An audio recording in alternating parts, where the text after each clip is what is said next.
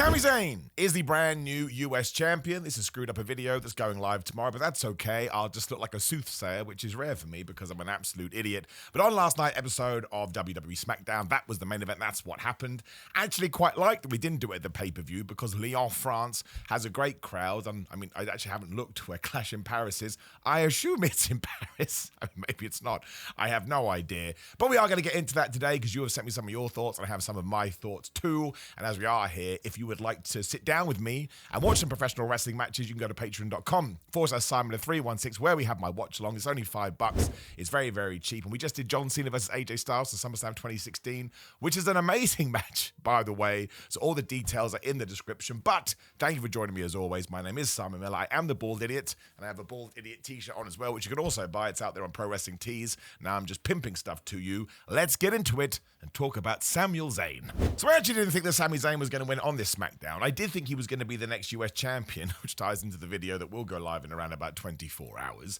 But, I mean, why not? If you know you have a crowd that's this crazy, I mean, WWE's new thing is to call it the greatest crowd in WWE history, and they are flipping loud, so they probably earned that, right? If you give them a title change, it's just going to send them crazy, and I believe ticket prices are still super duper high, so it's just going to give them that warm and fuzzy feeling in their tum-tums. They're going to want to come back next time. That was a big reason, especially back in the day when it was more about how much money you made on the house, to use the proper terminologies, why you wanted the babyface to win. Because if a fan left feeling like they had the best time ever, they're going to want to come back again. And usually what WWE and most promotions did is they'd announce the next date when you were leaving, so you'd walk by the box office, yes, this is super old stuff, and you'd buy a ticket right there because you wanted to capture this moment again. It's why when, I think it was WrestleMania 15, the first time they had a heel win, which was Triple H, WrestleMania 2000, whatever the flub it was, everyone couldn't believe it because they were like, we just ended WrestleMania on a downer. What if that affects business? But by that point, I think the world had just changed. But that's why I just thought it was a really, really good idea. And Solo Sikoa is the perfect guy to lose that championship. Don't get me wrong, this wasn't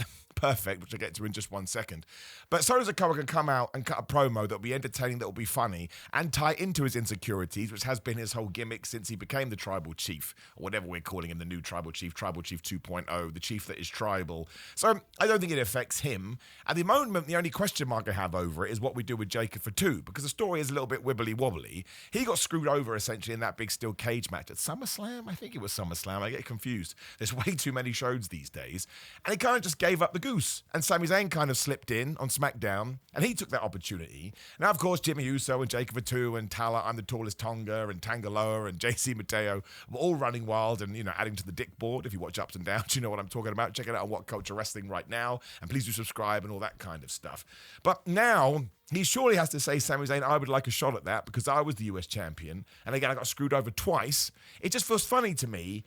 It would kind of work if he was a goody two-shoes babyface, but even then he looked quite stupid. But he's not a goody two-shoes babyface. He's like a killer, and he's a crazy person, and he shouldn't let this go. No matter whether he's friendly with Sami Zayn or not, which he wasn't a few weeks ago. That was a tiny story for all of 5 minutes. But there absolutely should be some animosity where he at least wants a shot. Why is he happy to just give that up and go on to something else? Unless, of course, he moves into the world title picture. But I just don't think there's room right now, although, of course, that's where he should be in the future. But that's one of the ones we have to wait and see. There's nothing we can say about it at the moment. But I hope we do lean back into that. I think it's massively important. It's one of the things that maybe WWE has lost sight of, especially in sort of late to mid 2024, are those awesome bits where everything connected to everything else. So something could happen in February, and then by May, you'd be like, oh, I didn't see that coming. Isn't it wonderful that we can connect the dots? And then it just makes you want to watch more as well and watch more intently. Like WWE is still doing the things in the background where you see people talking.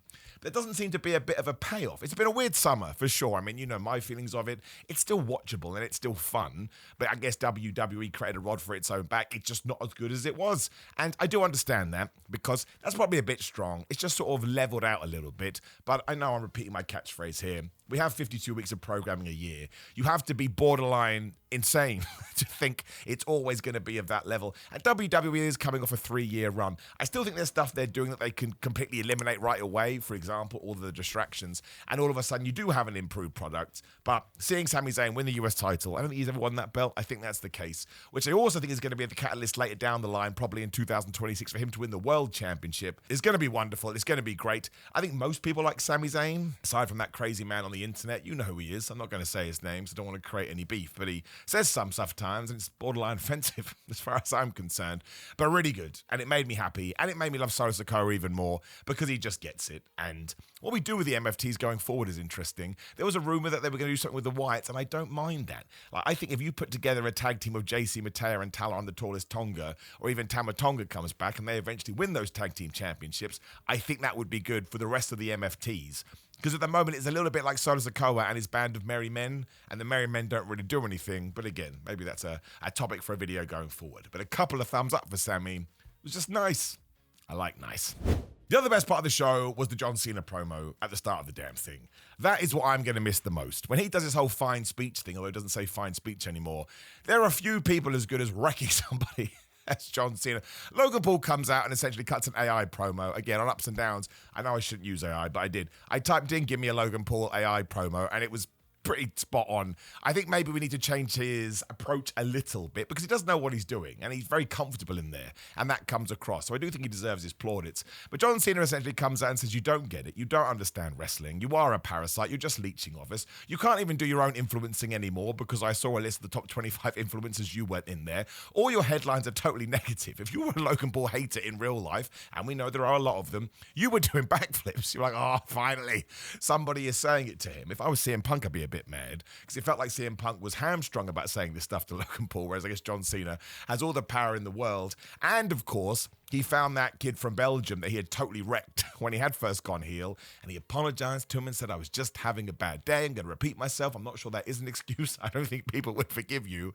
So, man, you killed a guy. I'm sorry. I was just having a bad day. The police are like, you can just go home, and everyone starts dancing at the end of a strange 70s television show. But it was a lovely moment, and you've never seen anyone so desperate to capture this on their mobile phone. That kid went crazy. I'm sure WWE probably told him to do it. I would imagine this was pre-planned beforehand. Well, of course it was. How else would John Cena know to do this? But it was just great. And it ties into all the babyface stuff. And you see some people going, I can't believe he was a heel for 6 months. We missed out on all of this. The reason you are enjoying it so much is because you didn't get it for 6 months. If he'd been doing this since January, you wouldn't even blink to this. You've been as John Cena being John Cena. When you take something away and add it back, it just feels better. Weird analogy or comparison, but it's like when people go, oh man, Eric Bischoff's so stupid for letting Steve Austin go. Yes, he was, but you probably don't get Stone Cold Steve Austin unless he gets fired from WCW. He had to go on that journey, to use the 225 words. I liked all of this. It did make me more interested in the John Cena-Logan Paul match. I do agree. We have now spent 5 of John Cena dates on Logan Paul. Listen, it's not John Cena's choice, but I think he sees something in Logan Paul, so he's probably happy to do it because he does want to build the next generation. I personally would have liked to see him jump around to more opponents. It's the same with not doing the AJ Styles. If Kevin Owens was still there, I'd love to see a Kevin Owens, even a Sami Zayn probably, all things considered. But I mean, it was just, listen, if you don't like Logan Paul, which you're not meant to, both in the real world and outside the real world, I am only kidding there. To see someone like John Cena just rip him apart and say the things we want him to say, like you aren't taking this seriously, and as good as you are, you don't understand sort of the finer nuance of pro wrestling, which is only going to kick your ass. I mean, you can't do this for 25 years. Also made a reference to being the original disruptor with his word life, Dr. Othamanoics thing. John Cena is just the best, and he is one of the GOATs. And I think because he's reached that level now where people just love him, and yet he's still delivering on such a high level, he was cemented anyway, but now he's double cement, right? And you always want to be double cement because the building's not going to fall down. I mean, there isn't that much to say about it. It's not an overly long segment. I mean, it is because the fans are so into it, but you can watch John Cena's bit in probably around about 5 to 10 minutes, and I just think everybody will love it. And listen, Logan Paul is a heel, and you want the babyface to eviscerate him, which is what he did do. I suppose you could argue from a wrestling trope point of view, it means Logan Paul is going to win. I think that would be a really bad idea, because then you have to do the rematch, and that's another date we're spending at John Cena's.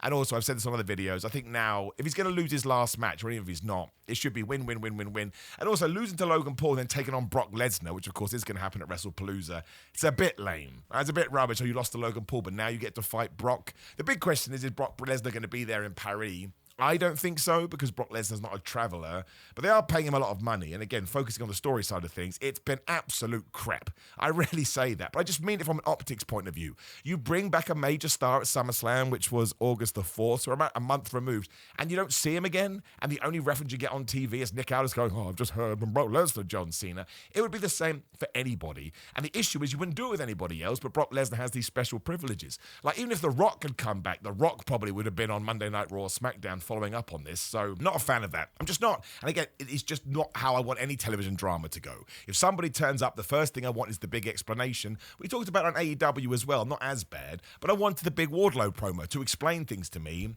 They're just nice story beats, and I think we dropped the ball there a little bit.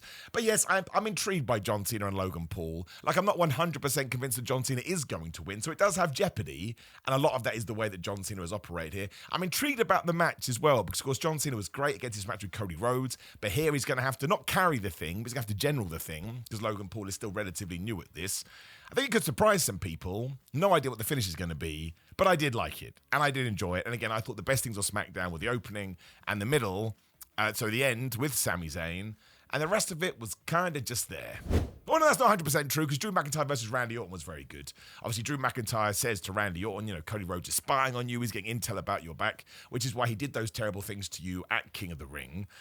I think they'll do this at WrestlePalooza, unless it gets massively late announced for Clash in Paris. But Cody will be back from filming Street Fighter soon, where he's Guile, which is amazing. Also, shout out to the Rhodes family who had their second child. That's awesome. Some nice positive wrestling news for once. But I kind of think these three are going to have to operate together, which ends with Randy Orton going heel. Because here he didn't disagree with Drew that maybe Cody Rhodes is doing that, and that he did lose at King of the Ring.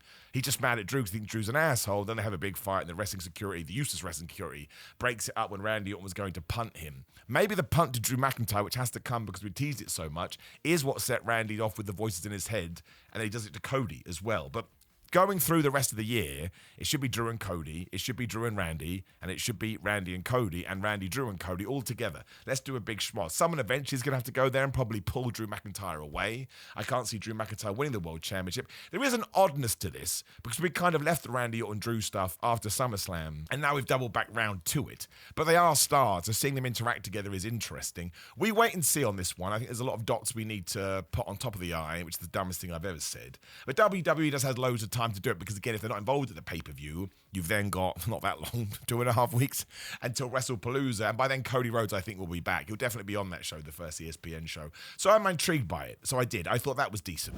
What I didn't like, and I hate the fact that I'm going to throw this into a box, but again, I don't want this video to be an hour long. Maybe you do. Drop me a comment below and subscribe. But the women's division stuff on SmackDown, I just think isn't being, what is the word I'm looking for? We are not giving very talented people the creative canvas to do what they're able to do, right? We'll start with Julia, Kiana James, and Michin.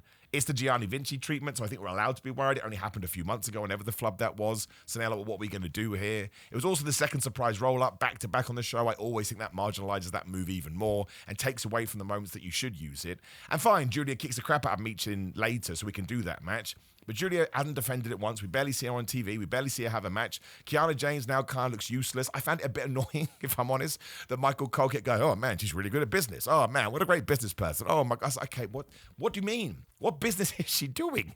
You just told me that she's Julia's business manager, but what is she doing? Right now, she just let Michin beat her, and now she can have a match. It's just bizarre. Like, it's just really, really strange. And again, these three are great. Of course they're great. Everybody knows this. But I just don't think the creative kind of, because the segment just flies by, which is the same with Jade and Tiffany, I'll talk about in just 1 second. So they don't really have the time to show off what they can do. And I don't think you'd be doing this anywhere else on the card. So I just kind of scratched my head. And then, yeah, the Tiffany Jade stuff, I think Jade Cargill, again, you can see on my video tomorrow, should be the person to beat Tiffany Stratton for the championship. But just getting a rematch because Tiffany's foot was on the rope at SummerSlam, that's not thinking outside the box necessarily, especially because there's been at least 3 weeks in SummerSlam. Jade Cargill could have just squashed someone. Do proper old school booking to the point she feels like a monster. She would have got some wins together. And then when she says it to Tiffany, Tiffany can sell it a little bit more like, all right, here we go. I see. I'm still going to beat you. I've still got your number. And Tiffany Stratton never has any feuds. She had barely no feuds between WrestleMania and SummerSlam, apart from Nia Jax. Between SummerSlam and now, Nia Jax. And then we've gone right back into Jade Cargill. I just think the stories could be better. And I'm not saying this like, oh man, burn it down, WWE is terrible, why won't you listen to me? You don't have to listen to me. Who the flub am I? No one. I just see what we're doing, and I'm like, I kind of feel like we could have injected more into this, but I can be wrong. Again, you may go, Simon, you're not looking at it this way. That's what the comment section is for. And it was the same with the tag team stuff. If you watch any of my content, maybe my favorite belt right now is the women's tag team titles, because when they get it right, it's awesome. Like the Allies of Convenience were an absolute joy, and the Secret Harvest are an absolute joy. They make me laugh all the time. But Piper Niven can't compete, so we're told it's going to be a tag team match anyway, and Chelsea Green will step in. And then all of a sudden that's cancelled because the Secret Service attacked Charlotte. Charlotte, unlike any other wrestler to ever walk any attack, isn't allowed to say, I'm going to compete anyway. She goes to the back. We do Alexa versus Chelsea Green. Alexa just rolls her up. Charlotte comes out to make the save. The Secret Service beat her up. And I was like, we're in the exact same place we were before we did any of this. Now, I understand if Piper Niven can't make it, and I hope she's okay more than anything, you are going to have to stall a little bit. But why couldn't we just throw them all in the ring to do a big promo off and talk to each other? Chelsea Green can talk. Charlotte Flair can talk. Everyone likes Alexa Bliss. Alba Fyre deserves some mic time. We never allow her to get a peep out. I don't know, it just felt like, once again, to repeat myself, it didn't feel like we gave them the best platform to show off what they can do. The match was perfectly fine, and again, I don't think any less of them, but it came and went, and because it was a surprise roll-up, I don't really have much to say about it. Maybe I'm incorrect here, I don't know. It was a bit of a head-scratcher. I just think you could have been, given that Chelsea Green had got in there, I think there was so much more you could have done with it. Maybe you even could have done the Charlotte Flair beat-up angle and you switch the titles. And then you switch them back at WrestlePalooza. I don't think that's a massive deal. Like, I love the Women's Tag Team Championship, but let's not pretend they haven't been booked terribly over the last 5 years or so, and sometimes vanished off TV. They haven't actually got back to that point where they feel as, what's the word I'm looking for, magnificent as a WWE World title, but we can get there. So why here, facing that situation, you could do something different. You could argue, oh, that would take away from the Sami Zayn title win. I don't think so. I think people would have popped their socks off twice as much because you had twice as much stuff to do. So that one, a little bit peculiar, is what I'm going to go with. I did enjoy Carmelo Hayes and The Miz versus the Street Profits. Now, we are making it very clear, I think, that Melo Don't Miz is about to break up soon, which is what we should do. They lose to the Street Profits, that's fine. We're now getting the Street Profits versus the Wyatts at the pay-per-view. Good for me. Again, it makes the titles feel bigger. But not only did the Wyatts interrupt the Street Profits and Miz and Melo promo earlier, with Bo Dallas, as Bo Dallas, not Uncle Howdy, which I was a huge fan of, he talked in, like, hieroglyphics. It was just said on ups and downs, so I'm just copying my stuff. People are like, oh, the grass is green, but the water is wet, and I'm going to turn into a monster and suck your guts out from your stomach, and then I'll be a Teletubby. You're like, what's he talking about? But he makes it work, and you should do that if you have this kind of a group. It was a little bit ridiculous that they turned up at the outside of the ring and the Miz didn't know what to do. There was at least 3 distractions on this show. We talked about it. We did a whole video about it. I'm not going to get into it again. But it's a wrestling trope and it's fine. And them being the tag team champions now, I feel like they've got a hold over the division. I don't think they should lose to the Street Profits in the pay-per-view. I do think we should do something with the MFTs to help elevate them. But just allowing Bo Dallas to walk around and be a spooky person as part of a spooky wookie group. Again, sometimes you don't need to go crazy with this. You just need to give them a little something. So I did enjoy that. And I think that's pretty much all of SmackDown. Maybe I'm forgetting something. I don't think I am. If I am, like I say, you can check out ups and downs where I go things beat by beat. It was certainly better than the last couple for me, especially 2 weeks ago, whenever it was. It did make me more excited for the pay-per-view, marginally. So it did its job. And I kind of said this on Tuesday's video about Raw. I think come Monday and come next Friday, once we're out of Clash in Paris and we head to the ESPN show, I think the stars are going to be back. I think we're really going to elevate things. I don't mean this as horribly as I mean it to sound. It is going to sound bad. But because it's the last show on the Peacock show and WWE is already looking past it to ESPN, I think it's become a little bit of a lame duck. But the matches will still be good. Everybody always brings it. The stories have just suffered a little bit. But I think we can hit a big reset on Monday, especially because we should have some at least interesting victories and losers on Sunday, and ipso facto, we're good to go. None of this matters, though, because all that matters is what you think about SmackDown, so drop me a comment below. Like the video, share the video, subscribe. We talked about all the other stuff that you can do, the watch-alongs on Patreon and grillermind.com/Simon. You can get 10% off, good supplements there, and my new fitness channel and Cameo and TikTok and Pro Wrestling Tees, etc., etc. Just appreciate you supporting me. I'm also doing a mini Canadian tour during All Out weekend, so head to my social media. Actually, the picture up is on there, and my Instagram too. And if you're going to C4 or Smash Wrestling All Out, come and say hello. Otherwise, have a great weekend. If I don't talk to you beforehand, enjoy Clash in Paris, and we will definitely do a review of that. Don't know what that was next week.